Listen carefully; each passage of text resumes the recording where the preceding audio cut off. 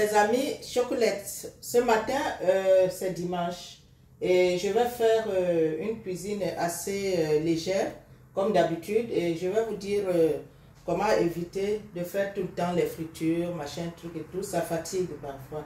Quand on est un peu fatigué, ce qu'on peut faire, c'est une petite grillade et puis des plantains au four. Je vais vous montrer. Donc aujourd'hui, nous sommes sur le poulet braisé au four avec ces plantains non mûrs qui vont accompagner la petite sauce que je vous ai montré dernièrement, qui est composée de céleri, ail, oignon, gingembre et un peu de, vraiment très peu de comment on appelle ça, de cubes poulet. Donc voilà donc le mélange que vous connaissez avec le poivre Jassam comme d'habitude, le poivre Penja comme d'habitude. Donc ail, oignon, gingembre, poivre, céleri et puis un peu d'huile végétale pour mélanger tout ceci. Et c'est ça qui va badigeonner notre poulet au four au fur et à mesure qu'il faudra le cuire. Mais avant cela, j'ai fait reposer le poulet avec des herbes de Provence, du sel et un peu de sel, un peu de poivre également.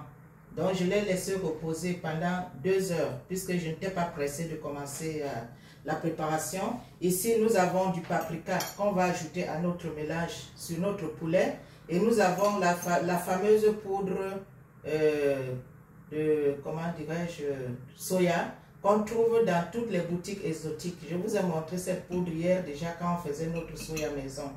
Donc il y a notre poudre soya, nous avons notre paprika, ici j'ai mis des herbes de Provence, du poivre et du sel.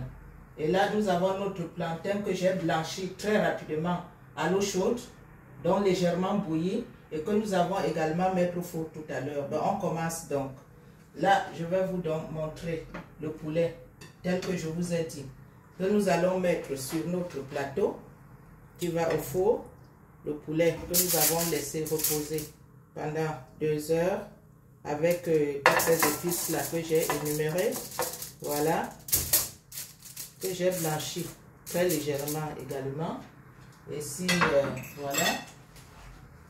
Ici, nous avons notre paprika et notre poudre soya que je vais rajouter là sur le mélange. Poudre soya, voilà, paprika, voilà, paprika, voilà, et puis voilà. Nous allons commencer le premier badigeonnage parce que ça doit prendre un peu d'huile quand même. Donc on badigeonne notre poulet avec notre épices, nos épices que j'ai écrasées tout à l'heure, que vous connaissez. Donc céleri, ail, oignon, poivre, penja et voilà, et gingembre. Et nous allons enfourner tout ça. Donc une dizaine de minutes, je vais rebadigeonner avec notre mélange, nos épices. Au fur et à mesure, dès que c'est doré d'un côté, on va tourner de l'autre côté et on recommence le même programme jusqu'à la cuisson du poulet. À tout